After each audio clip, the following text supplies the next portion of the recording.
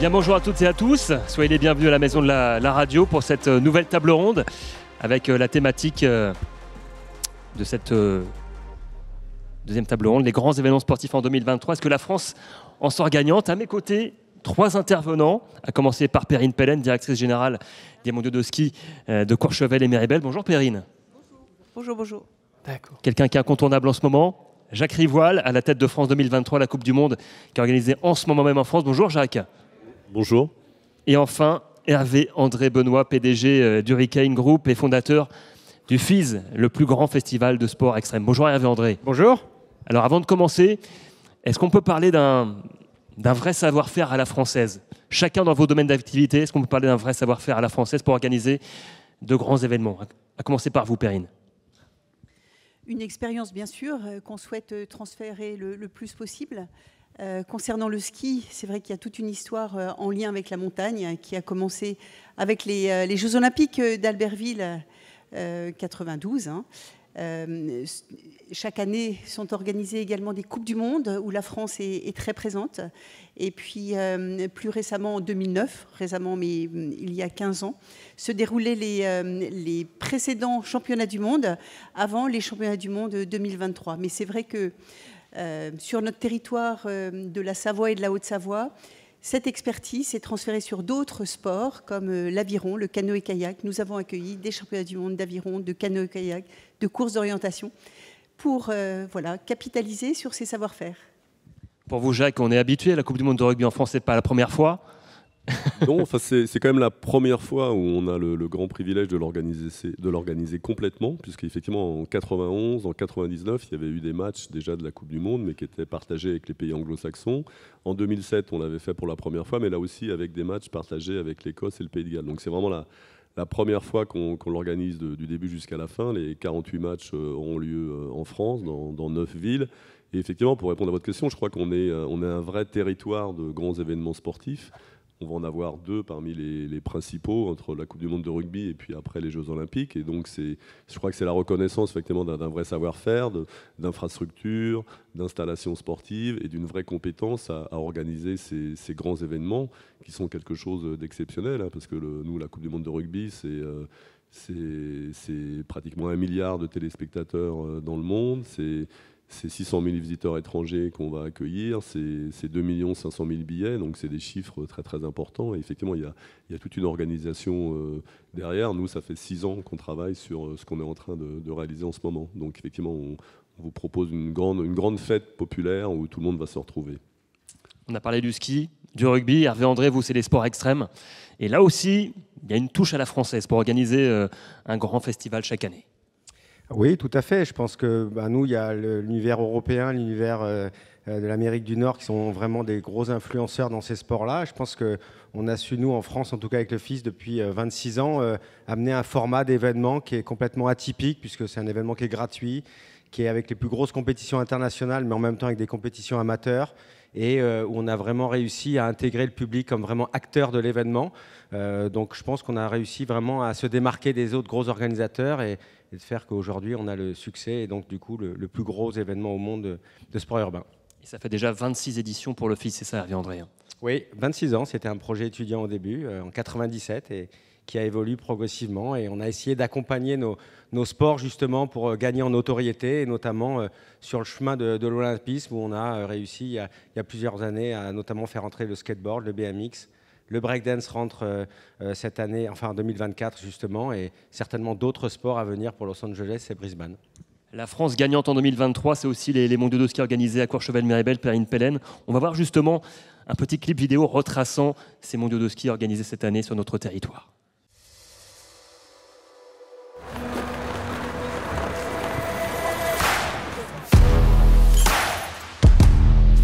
The 47th FIS Alpine World Ski Championships hereby open.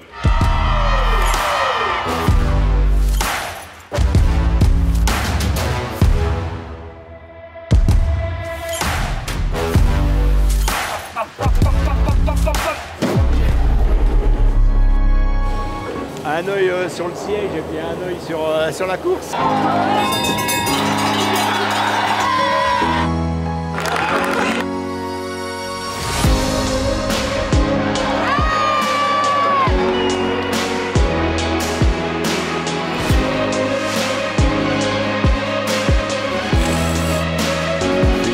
3 entrées de filet là.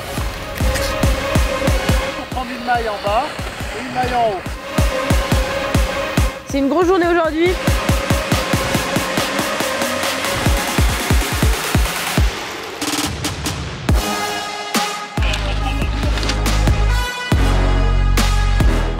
Viens devant. Non. Ah,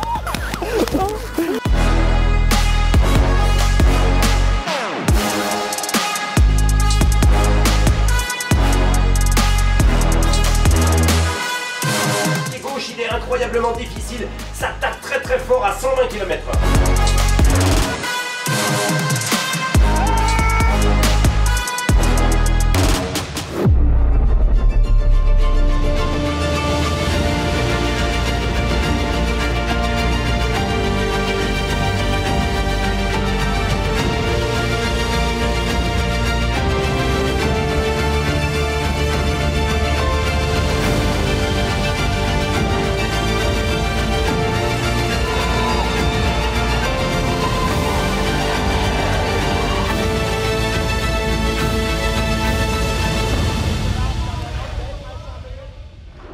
Et oui, merci Perrine Pellen pour l'organisation de ces mondiaux de ski à Courchevel-Méribel.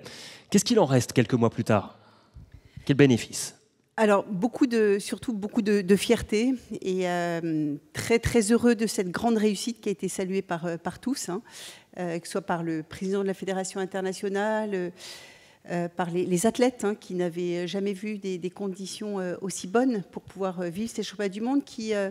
Juste pour une petite parenthèse pédagogique, contrairement à la Coupe du Monde de rugby qui se passe tous les 4 ans, nous, la Coupe du Monde dans le ski se déroule chaque année et les championnats du monde, c'est un événement qui est le plus important après les Jeux et qui se déroule en France au mieux tous les 15 ans. Et c'est l'occasion véritablement d'être la tête de gondole et de la montagne française, d'en faire une vitrine. Et ce qu'il en reste, c'est aussi bien sûr des investissements qui ont été réalisés. Une piste juste incroyable qui sera forcément bientôt aussi voilà, le théâtre d'autres épreuves. Et puis localement, la fierté véritablement d'avoir été un territoire hôte. Et puis également, parmi les volontaires, ça a été une aventure humaine extraordinaire. 1200 bénévoles hein, que nous n'avons pas eu besoin d'aller chercher. Ils se sont manifestés spontanément. Et le bonheur de les entendre et de n'avoir eu qu'une pluie de remerciements partant, d'avoir eu le sentiment de vivre des émotions et d'avoir vécu quelque chose, un événement dont on parlera très longtemps dans des mots très positifs. Mobiliser un maximum de gens autour d'un événement, ça aussi, c'est une des grandes satisfactions. Oui, c'est aussi une opportunité d'accélérer des investissements pour que l'organisation puisse laisser des aménagements qui puissent servir durablement le territoire. Et puis, bien sûr, sur le plan médiatique aussi, c'est un coup de projecteur qui est juste incroyable. Alors, les chiffres que vous avez annoncés sont juste voilà, stupéfiants. Nous, le ski se pratique dans nos montagnes, nos massifs. Hein. On a eu plus de 1000 heures de retransmission en télé, ce qui est pour le ski juste énorme, qui a permis de montrer des images juste magnifiques de ce sport voilà, et de montrer le terrain de jeu que nos montagnes françaises sont en mesure de proposer à tous les clients qui viennent du monde entier, en fait. Hein. Ouais. Et la France est la gagnante, Jacques aussi, en ce moment, pendant la Coupe du Monde de rugby. Les yeux du monde entier sont rivés sur notre pays en ce moment. C'est une responsabilité pour vous? Oui, bah c'est un grand honneur, effectivement, puisque la France accueille le monde, hein, le monde du rugby, mais le monde entier. Donc, effectivement, tous les projecteurs sont braqués sur la France, mais je crois que c'est un grand honneur, encore une fois, et on va travailler ça. On a voulu ancrer cette Coupe du Monde vraiment dans les territoires, parce qu'on pense que c'est une superbe vitrine pour le tourisme français. Hein. C'est 600 000 visiteurs étrangers qui vont venir. Ils ne vont pas uniquement aller voir un match dans une ville. Hein. Ils vont suivre 2-3 matchs. Ils ont prévu de rester 15 jours, de dépenser 300 € par jour. Donc bien sûr, c'est des hôtels, c'est de la restauration, c'est des visites de musées. Donc c'est un impact économique très très important pour le pays. On l'a chiffré à 2 milliards d'euros. Et autour de 17 000 emplois créés ou sauvegardés. Et puis surtout, c'est l'occasion de promouvoir le pays, parce qu'encore une fois, cette Coupe du Monde, c'est pas un événement parisien, ça se déroule à Nantes, à Lille, à Bordeaux, à Toulouse, à Marseille, à Nice, à Lyon, à Saint-Étienne, au Stade de France, bien sûr, à Saint-Denis. Et donc à chaque fois, on veut promouvoir la gastronomie locale, la culture locale, on veut axer beaucoup aussi le dossier sur l'économie durable et circulaire, on veut promouvoir une alimentation saine et locale. Un clin d'œil, c'est anecdotique, mais dans chacune des stades et dans chacun des stades et des villes hautes, il y aura un sandwich qui sera proposé à partir d'une spécificité locale. On ne veut pas avoir une restauration normalisée, standardisée, comme il y a parfois dans les grands événements comme celui-là. Voilà, on veut vraiment mettre en avant la richesse de notre pays et même jusqu'à la gastronomie locale. Par exemple, à Saint-Étienne, c'est quoi? Alors, à Saint-Étienne, c'est l'andouillette. Voilà, donc okay. J'étais à Nice hier, c'était le bagna niçois. À Lille, c'est le Welsh. Je vous encourage pas à en prendre 2 d'affilée parce que après vous aurez du mal à être présent pour. Ça reste un peu sur l'estomac, ouais. Voilà. À Nantes, c'est un fromage qui s'appelle le curé nantais. Alors pour les fans de rugby, c'est pas une chanson de 3e mi-temps, c'est un fromage, une spécialité locale. Voilà, donc c'est un peu anecdotique, mais on a 15 de la gastronomie avec 23 grands chefs. Il y a Guy Savoie, il y a Candebord, etc., Christelle Bruat, et donc qui vont nous aider à confectionner les menus qui seront proposés dans nos espaces de restauration. Voilà, donc c'est un peu des petits clins d'œil, mais voilà, c'est vraiment on veut que ça soit une Coupe du Monde qui soit très responsable. On s'est engagé également sur un défi pour nous, parce que un grand événement sportif, ça accueille du monde. Comme je l'ai dit, 600 000 visiteurs étrangers, donc qui viennent beaucoup en avion, donc on a un bilan carbone qui est pas très bon. Donc on veut pour la première fois essayer de compenser ces rejets de CO2 en ayant un grand projet très ambitieux qui est d'investir dans des mangroves, parce que le mangrove, on nous a présenté ça comme étant le puits carbone qui était le plus efficace pour absorber les émissions de CO2. Donc on essaye de mobiliser tout notre écosystème, nos partenaires, nos collectivités territoriales, la Fédération internationale de rugby va nous aider pour mobiliser le budget qui nous permettra de limiter nos émissions de CO2. Donc ça, c'est la première fois qu'un grand événement sportif s'investit sur ce territoire-là. Et on a aussi décidé que tous les transports, une fois que les équipes et les spectateurs étrangers sont en France, que 80% les déplacements seront faits en TGV. Par exemple, il y avait un match à Lille entre l'Uruguay et la France, le jeudi dernier. L'équipe d'Uruguay est basée à Avignon, donc elle a fait Avignon-Lille en TGV. Voilà, donc c'est la première fois qu'on met vraiment l'accès, un focus très très important sur l'environnement pour avoir un événement très responsable. Et comme quoi c'est possible, effectivement. On essaye de le faire, on essaye de travailler aussi sur l'inclusion, on essaye par exemple, on va inviter des seniors isolés. On a découvert qu'en France, il y a 2 millions de seniors isolés. Donc senior isolé, c'est une personne qui a plus de 65 ans, qui a plus de famille, qui a plus de vie sociale, qui n'a pas d'amis, qui n'a pas d'activité sociale, donc complètement isolé. Donc on va avec nos apprentis, on va aller les chercher pour les emmener. On va en inviter comme ça plutôt plus de 250, 262 exactement, qui vont venir assister à des matchs. On va aussi avec l'association Les Petits Princes, comme son nom l'indique, c'est une association qui permet à des jeunes atteints de maladies très difficiles de réaliser des rêves. Et donc certains, leur rêve, c'est d'assister à un match de rugby. Donc on va les chercher aussi pour les emmener assister à un match de Coupe du Monde. On va organiser pour la première fois la Coupe internationale de rugby fauteuil. Donc c'est le rugby pour personnes en situation de handicap qui va avoir lieu pendant la Coupe du Monde. Voilà. Donc on veut vraiment avoir une vraie démarche sociétale comme le font maintenant toutes les entreprises, la fameuse démarche de RSE, de responsabilité sociale d'entreprise. C'est la première fois qu'un grand événement sportif va vraiment investir ces domaines pour montrer qu'on peut bien sûr organiser une compétition sportive, bien sûr organiser une grande fête populaire, mais aussi être responsable par rapport aux grands défis sociétaux du moment. Toucher toutes les populations, faire réunir tous les territoires. Hervé André, vous aussi, c'est votre cas avec Montpellier, depuis 26 ans maintenant avec le FIS. C'est une responsabilité également pour vous, par rapport à votre territoire, votre région, de la faire rayonner dans le monde entier grâce à ce Festival des sports extrêmes. Oui, ce qu'on développe, c'est une histoire vraie depuis 26 ans, parce que moi et toute mon équipe, on est passionnés par ces sports-là, avec cette volonté justement de le populariser, de populariser ces sports, d'arriver à faire que des tas d'enfants dans le monde entier, tout comme nous, puissent plonger dans cette passion de ces sports-là et du coup leur apporter beaucoup de bonheur. Donc nous, on était vraiment sur des sports qui, années 80, 90, où uniquement les États-Unis étaient leaders dans ces sports-là en termes d'infrastructures, en termes de sportifs.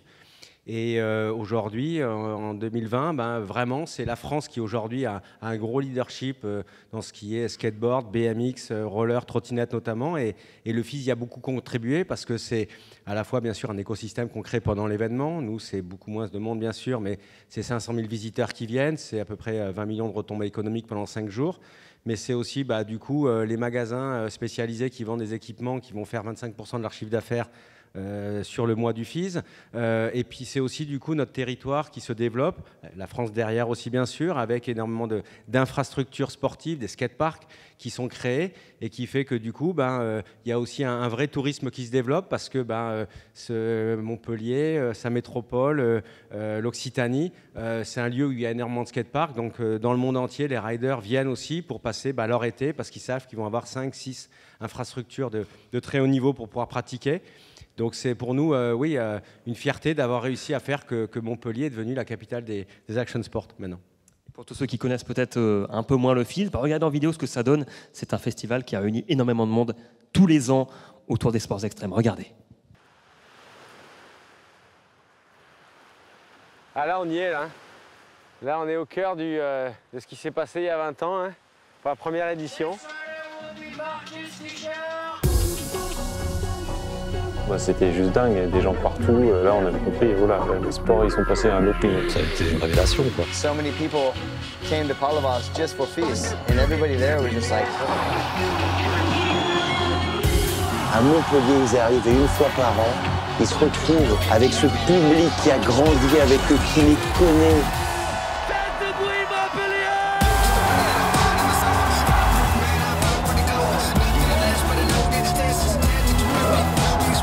C'est le meilleur tremplin qu'on puisse trouver pour les jeunes. Ça leur permet de s'entraîner avec les pros, de rouler, de les voir, de les côtoyer. C'est eux les champions de demain.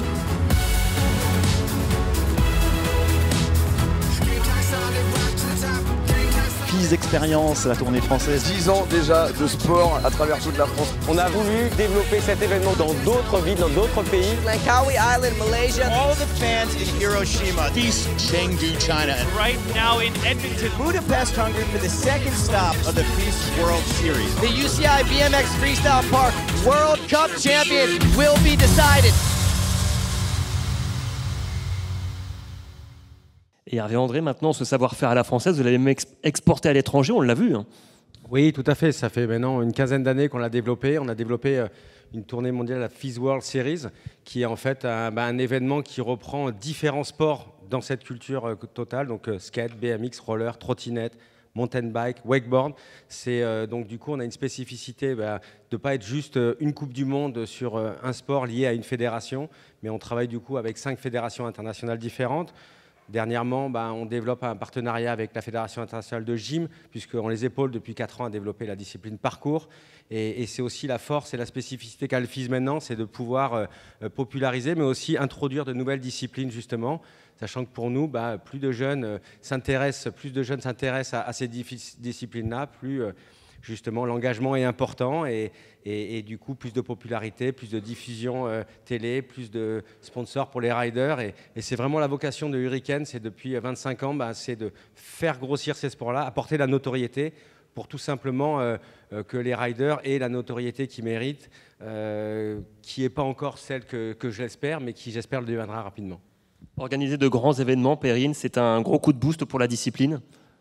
Oui, pour la discipline, bien sûr, c'est extrêmement important du point de vue des fédérations. Pour exister au niveau mondial, il est absolument indispensable de pouvoir se positionner. Au niveau également du pays et de la discipline, qui est chez nous une activité de loisir, il est aussi extrêmement important parce que c'est l'occasion de mettre en fenêtre, en window en quelque sorte, le meilleur de la montagne française. Ça, c'est également un élément associé puisqu'on a souhaité, en plus d'organiser un événement remarquable sur le plan sportif, réunir tous les acteurs de la montagne française pour pouvoir capitaliser sur cet événement pour montrer le meilleur de la montagne. Alors c'est vrai qu'on a évoqué la dimension RSE, ça a été aussi un élément extrêmement important au moment où la montagne et les montagnards sont souvent stigmatisés, laissant entendre qu'ils étaient responsables du changement climatique, alors qu'on est les premiers témoins de ce changement climatique. C'est ce qui nous a amené à nous engager dans une démarche RSE aussi, hein, et on a été, en plus du bilan carbone, on a souhaité s'engager dans une démarche de certification 20 121 attestant de ces organisations éco-responsables, et on a été très heureux et très fiers. C'était vraiment structurant pour notre organisation d'avoir pu être labellisé pendant l'événement, faisant en sorte d'être en fait le premier événement en France pour les sports d'hiver d'être labellisé 20 121. Jacques, on le disait, Perrine le disait, par rapport à la discipline, le rayonnement que ça peut apporter. Est-ce qu'on peut s'attendre à un boost de licenciés en rugby après la Coupe du Monde organisée cette année chez nous en France? Oui, bien sûr. On a l'expérience là, de 2007 où il y avait eu la rentrée scolaire qui avait suivi la Coupe du Monde. Il y avait eu plus de 30% de licenciés. Bon, par contre, l'année suivante, il y en avait la moitié qui était repartie. Parce qu'en fait, on n'avait pas pu, parce qu'on n'avait pas eu le temps à l'époque, anticiper ce qu'on appelle l'héritage et la pérennisation, justement, cet afflux de licenciés. Donc là, on pense qu'en septembre 2024, là aussi, on devrait avoir peut-être pas 30, mais peut-être 20% de licenciés en plus. Et donc, on prépare ça très en amont. Parce qu'on se dit, effectivement, le problème, c'est des licenciés. Ça veut dire, dans les clubs, ça veut dire plus d'éducateurs, ça veut dire plus d'équipements, plus de terrain. Et donc, il faut préparer ça. Sinon, on ne va pas réussir à pérenniser. Et donc, on a travaillé là-dessus. Donc, sur le sujet des éducateurs, on a mis en place un programme tout à fait innovant. On a créé un centre de formation des apprentis au sein du comité d'organisation. Et on a 1400 jeunes qu'on a embauchés, et donc qui sont en alternance, en apprentissage, avec 50% de leur temps dans des structures sportives, essentiellement des clubs de rugby, et 50% du reste de leur temps, ils ont un parcours universitaire, un bac+1, bac+3, bac+5. Ils ont un rôle pendant la Coupe du Monde, ils sont en immersion sur un poste de responsabilité pendant la Coupe du Monde, et donc en novembre, là, ils seront diplômés. Et donc on espère qu'une grande partie sera pérennisée pour irriguer justement dans les clubs et aider les clubs à se professionnaliser, à se développer et à accueillir cet afflux de licenciés. On travaille aussi avec les services de l'État, l'Agence nationale du sport, sur des aides financières pour créer plus de terrain, plus d'équipements. Voilà, parce qu'on pense qu'effectivement, ça va être on voit bien l'engouement autour des stades, dans les fan zones, à la télé. Donc les parents, les enfants vont être passionnés par ce sport et vont donc venir s'inscrire dans les clubs de rugby. Donc il faut préparer ça. Ça va être un formidable accélérateur pour le développement de ce sport en France. Hervé André, quand on attire autant de monde autour d'un événement, on a conscience qu'on crée un élan, une dynamique au sujet d'un sport, d'une discipline, d'une pratique. Oui, totalement. Et puis c'est vraiment la vocation de notre événement, du FIS, c'est de créer cette vocation. Et c'est pour ça que sur nos événements, vous avez vu, il y a une tournée nationale également, c'est vraiment d'avoir ce côté professionnel, côté amateur, pour permettre à des jeunes qui déjà pratiquent de donner la motivation, s'entraîner un peu plus fort pour faire des compétitions. Et toute la partie débutante, découverte, où sur nos événements, il y a toujours des aires d'initiation avec des diplômés d'État justement qui vont enseigner ces sports-là, faire toucher. L'objectif de ces événements, c'est vraiment tendre la main en fait aux jeunes ou moins jeunes pour dire c'est pas juste derrière un parc où tu regardes, tu peux vraiment être aussi acteur de ces sports-là. Donc viens essayer et tu trouveras dans la panoplie des disciplines qu'on a celui qui t'apportera cette adrénaline, cette envie d'y retourner le lendemain et d'en devenir picousé et passionné. Et c'est la force de nos sports justement. Quel bénéfice on en tire à l'étranger? J'imagine que partout dans le monde, on vous parle du FIS et du coup indirectement de la France. Oui, tout à fait. Alors c'est vrai que, comme pour beaucoup d'autres, l'image que la France a à l'international est importante, justement, au travers de ce qu'on fait nous, mais plus généralement. Et pour nous, le FIS Montpellier est vraiment notre vitrine. L'exemple, justement, qu'on souhaite développer dans d'autres pays. Avant le Covid, on avait une tournée au Canada, aux États-Unis, en Chine, au Japon notamment, et où les événements prenaient en fréquentation. C'est vrai qu'on n'a pas encore réussi dans d'autres pays à atteindre plus de 500 000 spectateurs sur 5 jours. Mais on a de belles opportunités pour la suite, notamment à Shanghai, au Moyen-Orient. Donc, mais c'est aussi d'éduquer le public, d'éduquer les jeunes pour aller dans ces sports-là. Et la force qu'on essaye d'avoir, c'est que justement que le public puisse vraiment être proche des athlètes, qu'il y ait du partage, qu'il puisse rencontrer les professionnels et que le public devienne vraiment acteur. Et dans nos sports, je les compare souvent un peu à des gladiateurs où si le public n'est pas derrière à crier fort, il y a moins d'engagement. Et c'est vrai que dans nos disciplines, l'engagement est quand même très important. Donc il y a quelques prises de risques et c'est vrai que quand vous avez le public qui pousse fort derrière, le rider va monter plus haut, il va tourner beaucoup plus. Donc c'est vraiment une osmose entre les deux. Jacques, est-ce qu'on vous parle à l'étranger d'un savoir-faire à la française pour organiser de grands événements ? Oui, c'est pour ça qu'on a obtenu le droit d'organiser l'événement. Hein. C'était une compétition en fait pour être choisi comme le pays organisateur. Il y avait plusieurs candidats, il y avait l'Afrique du Sud, il y avait l'Irlande. Ça a été une compétition, il y avait un dossier très compliqué avec des standards, des questions à répondre, etc. Et donc la France a convaincu parce que je crois que la France a beaucoup d'atouts. D'abord, on a une infrastructure de transport, des moyens de transport qui permettent quand même de se déplacer assez facilement. On a des installations sportives modernes. Nous, on n'a pas eu à investir dans des nouveaux stades. On a repris essentiellement les stades qui avaient été créés ou modernisés pour l'Euro 2016. Et puis on a la richesse de notre pays aussi sur le plan du tourisme quand même. On a un pays très actif. Et puis on a un savoir-faire sur les métiers spécifiques de l'organisation d'un grand événement sportif, parce que c'est un vrai métier. Et je pense qu'effectivement, c'est pas le hasard si la France accueille, encore une fois, en moins d'un an, va accueillir les Jeux Olympiques et la Coupe du Monde de rugby. Avec la Coupe du Monde de foot, c'est les 3 plus grands événements sportifs mondiaux quand même. Hein. Et donc on a la chance de le faire parce qu'on a un savoir-faire. Je crois que l'État, il faut pas aussi faut toujours le souligner, l'État s'est fortement mobilisé aussi. Hein. Il y a la création d'une direction interministérielle aux grands événements sportifs qui nous facilite le travail en coordonnant, en jouant ce rôle de facilitateur vis-à-vis de tous les ministères, parce qu'un grand événement sportif, ça travaille avec pratiquement tous les services de l'État, les préfectures localement, etc. Donc effectivement, il y a tout un pays qui s'est mobilisé pour organiser... Encore une fois, au-delà de la compétition sportive, finalement, pour un grand événement sportif comme la Coupe du Monde de rugby, c'est surtout une grande fête populaire. Nous, c'est toujours ça qu'on met en avant et on le voit maintenant depuis 15 jours. Et les gens veulent se retrouver dans notre pays qui est parfois un peu déchiré, un peu tourmenté, avec des actualités qui ne sont pas toujours très, très réjouissantes sur le plan international, etc. Là, une Coupe du Monde de rugby, c'est l'occasion pendant 2 mois de se retrouver. Et les gens, ils nous disent ça, ils nous l'ont dit d'ailleurs, on leur a posé la question. Ils nous ont dit à hauteur de 90%, c'est bien que vous organisez une Coupe du Monde de rugby. On n'a pas de problème d'acceptabilité sociale. Il n'y a pas de débat. Les gens disent c'est bien parce qu'on va pouvoir se retrouver. Dans le rugby, il y a des vraies valeurs de fraternité. Les supporters, ils arrivent ensemble au stade. Ils repartent ensemble fêter leur désespoir s'ils ont perdu ou leur joie s'ils ont gagné. Mais ils sont ensemble. Il y a cette dimension fraternelle. Et finalement, c'est ça que les gens en ont besoin. Et donc, on va vous proposer ça pendant 2 mois. Et voilà, il y a un vrai savoir-faire en France pour créer ces grands moments d'émotion sportive. Perrine, vous êtes d'accord avec ce constat? Le sport permet de créer une vraie cohésion? Oui, tout à fait. Au niveau des organisateurs aussi, l'organisation de grands événements implique des structures, des collectifs qui n'auraient pas forcément travaillé ensemble déjà au niveau de l'organisation.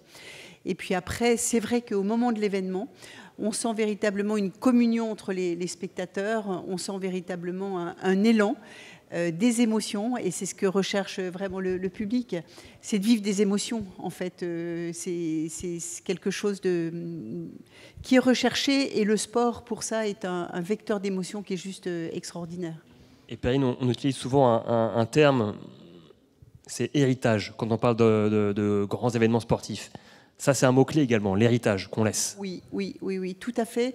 Alors, l'héritage, il y a la dimension matérielle, on parlait d'investissement, mais il y a aussi et surtout l'immatériel, c'est-à-dire c'est tous les savoir-faire. Et ce qui est extrêmement important, c'est qu'il y ait des transferts intergénérations. Et ça, c'est quelque chose de très, très important. Et puis... héritage en termes sur le plan du vécu. C'est vrai qu'on ne sort pas d'un grand événement et quelqu'un qui a vécu des grands événements n'est jamais le même après l'avoir vécu en fait. Donc il y a toute cette dimension fierté d'avoir participé à un événement rare et majeur qui rentre en quelque sorte dans l'histoire du territoire ou du sport. Jacques, quel sera l'héritage de la Coupe du Monde 2023 ? Alors, l'héritage, je reprends les propos. Il y a un héritage d'abord économique, parce qu'une Coupe du Monde de rugby, ça a un budget avec des dépenses, des recettes. Et nous, on pense qu'on aura plus de recettes que de dépenses. Donc on va d'abord laisser un résultat financier positif et qui n'ira pas rémunérer des actionnaires en Suisse ou je ne sais pas trop où. Le seul actionnaire, nous, c'est le rugby français. Donc quelque part, c'est tout le résultat positif de l'événement, le résultat financier sera redistribué à l'euro près au développement du sport, dans ce qu'on disait tout à l'heure, des éducateurs, des terrains, la promotion du rugby. Voilà. Donc ça sera la première dimension de l'héritage économique. Il y a l'héritage sociétal, tout ce que j'ai expliqué, le fait de dire voilà, il faut qu'on ait une empreinte, qu'on laisse une empreinte sociétale avec toute la démarche RSE. Et puis, il y a, je reprends vos propos aussi, l'héritage immatériel, parce qu'il y a tout un savoir-faire, il y a toute une série de projets qu'on a créés pour l'événement qui vont être transmis à la Fédération française de rugby. Pour, par exemple, les volontaires, on a 4800 volontaires. On espère qu'une partie de ces gens qui auront consacré leur temps bénévolement pendant l'événement, après, ils pourront peut-être aller irriguer les clubs. Il y a des projets qu'on a créés. On a créé une base de données. On a 1 million de fans, France 2023, des fans qui nous suivent. Bon, ça, on pourra le léguer également à la Fédération française de rugby. C'est une base de données très qualifiée. On a créé un fonds de dotation qui s'appelle Rugby au cœur pour aller subventionner des projets portés par les clubs de rugby autour de sujets comme l'éducation, le handicap santé, l'égalité des chances entre les garçons et les filles. On a comme ça 300 projets qu'on a financés avec des petits montants, c'est 4 000, 5 000 euros. Bon, ça, le nom est établi aujourd'hui, il est bien connu dans le monde du rugby, on est auprès des clubs. Là aussi, on veut léguer ça à la Fédération française de rugby. Voilà. Donc on a plein comme ça de dossiers immatériels, effectivement, qu'on pense qu'on va pouvoir transférer. Et effectivement, tout ça va profiter au développement du sport de façon générale. On a nos apprentis, j'en ai parlé tout à l'heure, 1400 jeunes qui vont irriguer les clubs professionnels. Et pas que le rugby d'ailleurs, ils pourront aussi aller dans d'autres structures sportives. Voilà, donc il y a tout cet héritage, ce legs, qui va être un formidable accélérateur de développement pour le sport, et en particulier pour le rugby. Alors vous, Hervé André, ça a commencé il y a une vingtaine d'années à Montpellier avec le FIS. Vous avez laissé déjà une trace considérable sur Montpellier et toute votre région. Vous avez conscience de ça également ? Oui, ce que je disais, c'est qu'aujourd'hui, Métropole de Montpellier est un peu la capitale mondiale de ces sports-là, de par la notoriété en termes d'image, qui fait que chaque année, le week-end de l'Ascension, tout se passe à Montpellier dans ces disciplines-là. Je rejoins bien sûr le même sentiment que mes collègues. Je rajouterais en termes d'héritage un point qui est quand même important en prenant l'exemple d'un jeune qui est venu il y a 10 ans sur les berges du Lez, sur le FIS, justement avec ses parents, qui a découvert le BMX qu'il n'avait jamais vu. Il a demandé à ses parents d'acheter un vélo. Il s'est mis à faire du BMX. 2 ans après, il faisait les petits événements régionaux qu'on faisait. Il a gagné. On l'a pris en charge pour faire la tournée nationale. Il a gagné. Il a fait la tournée internationale. Et aujourd'hui, il est dans le top 2, top 3 mondial. Et c'est un des grands espoirs de médaille pour Paris 2024. Donc ça, c'est aussi de l'héritage de faire justement sur notre territoire des événements. C'est vraiment arriver à impliquer des jeunes, justement, à se passionner, à prendre certains autres sportifs un peu comme leur modèle, justement, et puis s'y inspirer et après pouvoir justement profiter d'une carrière professionnelle et de pouvoir justement grandir dans ces disciplines-là. Et nous, on a des histoires comme celle de Anthony Jean-Jean, justement. On en a des dizaines et des dizaines, que ce soit sur du wakeboard ou en skateboard ou en roller. Donc ces événements, justement, font que le public est vraiment en contact avec ce sport-là. Il est en contact avec les sportifs et ça crée vraiment, le lendemain, quand les jeunes ils rentrent chez eux, cette envie d'aller prendre du matériel et de s'entraîner. Donc c'est au-delà des infrastructures, des retombées économiques, c'est aussi notre patrimoine sportif et l'avenir de nos disciplines. Je reprends vite un exemple. En Chine, on a développé il y a 8 ans un FIS World Series où on a implanté également des skateparks autour, on a mis des moniteurs, on a ouvert une FIS Academy. Aujourd'hui, l'équipe chinoise féminine va rafler certainement les 3 médailles d'or en BMX parce que justement, on a lancé cette dynamique-là. Donc oui, l'événementiel apporte vraiment dans les codes du sport. C'est vrai que ça permet de faire rayonner la France dans le monde entier. Dans vos cas personnels, est-ce qu'il y a tout de même la peur du couac quand on organise un grand événement ? Jacques, là vous êtes au cœur du réacteur en ce moment. Est-ce qu'il y a toujours cette peur du couac qui peut enrayer la machine ? Oui, on est toujours à la merci d'événements extérieurs, mais on travaille quand même depuis... ça fait 6 ans qu'on travaille sur le dossier. Il y a des équipes très compétentes. On a fait ce qu'on appelle des tabletops, c'est-à-dire on a fait un peu des exercices à blanc avant de démarrer. voilà, bon, alors après, il y a, dans une Coupe du Monde, dans un grand événement sportif, il y a toujours les quelques petits problèmes de réglage, parce qu'on est sur des structures éphémères, donc on peut pas, c'est pas des structures permanentes qu'on peut complètement mettre sous contrôle, donc il y a toujours un peu de réglage au début. On les a eus, hein. On a eu quelques petits problèmes de réglage, mais ça y est, maintenant, là, on est vraiment maintenant en régime de croisière. Après, il y a toujours le risque des événements de nature sécuritaire, bien sûr, mais voilà, on travaille très étroitement avec les services de l'État. On n'en parle pas trop parce que c'est des sujets un peu back-office, mais voilà, on met tout en place pour que la fan expérience, hein, l'expérience spectateur, se déroule de la meilleure façon et que les gens soient vraiment très, très disponibles pour vivre leur émotion sportive et leur sport. On a beaucoup travaillé sur tous les plans de mobilité, les plans de transport, avec les opérateurs de transport, hein, que ce soit la SNCF, la RATP, Aéroport de Paris, pour vraiment fluidifier tout ça, renforcer les moyens de transport des spectateurs. Voilà, et là, maintenant, on a eu des petits problèmes de réglage, mais maintenant, ils sont sous contrôle et on a encore 32 matchs à faire. Et voilà, et on pense que tout va bien se passer. Voilà. 32 matchs, ça vous fait peur, Perrine? Voilà, il faut être endurant, hein, quand on organise la Coupe du Monde de rugby sur 2 mois.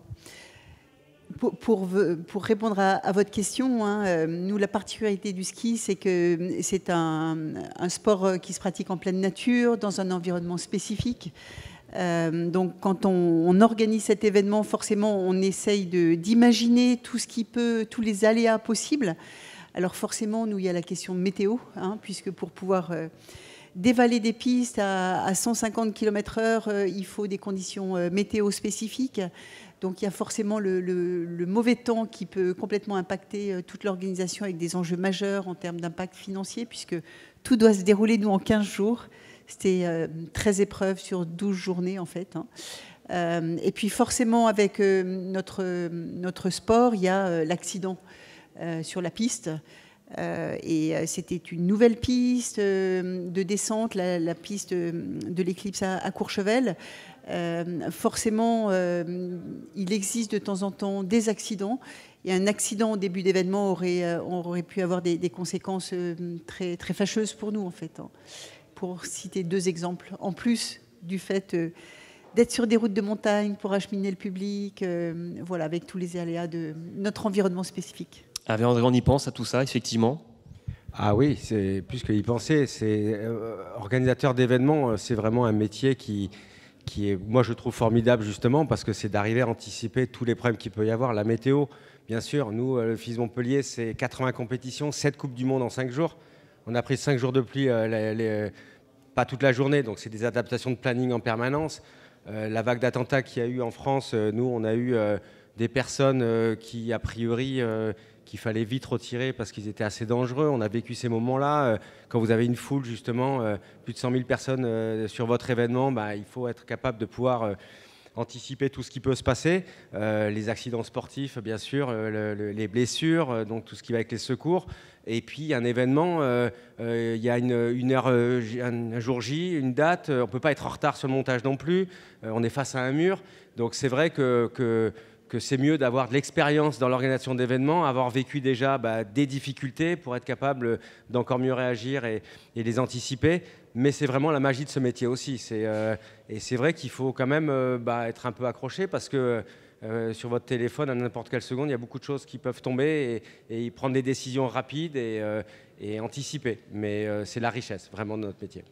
Pour clore cette table ronde sur la thématique des grands événements en 2023, pour conclure, en quoi, Perrine, la France a été gagnante grâce à vous cette année? On a été bénis des cieux aussi, hein, au-delà d'une organisation qui s'est révélée vraiment et saluée de manière vraiment très élogieuse par toutes les parties prenantes. On a été très heureux de pouvoir montrer le visage de la montagne, le meilleur visage de la montagne, sous un temps juste merveilleux. Donc ça a été très positif. Bon, et Jacques, la France, elle sera encore plus gagnante en rugby si les Bleus vont au bout cette année. Oui, bien sûr, et grâce au rugby. Voilà, parce que je crois que le rugby, c'est un sport qui est moderne, qui a des vraies valeurs qui sont actuelles. Moi, j'avais pris une petite formule que j'avais eu l'occasion de rencontrer le président de la République et je lui avais dit un peu, c'est une formule, mais je lui avais dit, écoutez, Jules Ferry a rendu l'école obligatoire. Maintenant, c'est votre tour, rendez le rugby obligatoire. Voilà, donc il a souri, il a rigolé, il a dit je le note. Voilà, mais non, parce que je crois beaucoup aux valeurs éducatives et sociales du rugby. Je pense qu'on fait une belle opération dans le cadre de la Coupe du Monde qui s'appelle le tournoi national des quartiers. Où en fait, on va aller dans les quartiers difficiles, les quartiers sensibles, les quartiers prioritaires, pour promouvoir le rugby au pied d'immeubles. Et on va comme ça rencontrer 6000 jeunes auxquels on va faire découvrir les valeurs éducatives du rugby. Le rugby, c'est une école de la vie.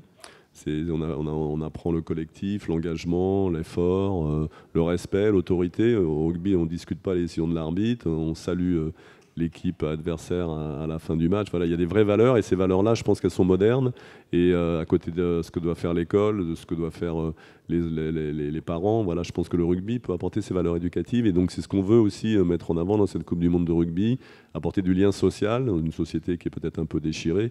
Donc voilà, je pense que finalement les gens ressentent ce besoin. Donc voilà ce qu'on va essayer de laisser comme témoignage, comme héritage, comme empreinte. Voilà, le rugby devrait devenir obligatoire dans notre pays.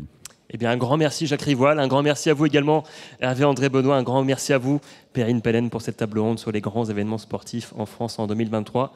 Et allez les Bleus.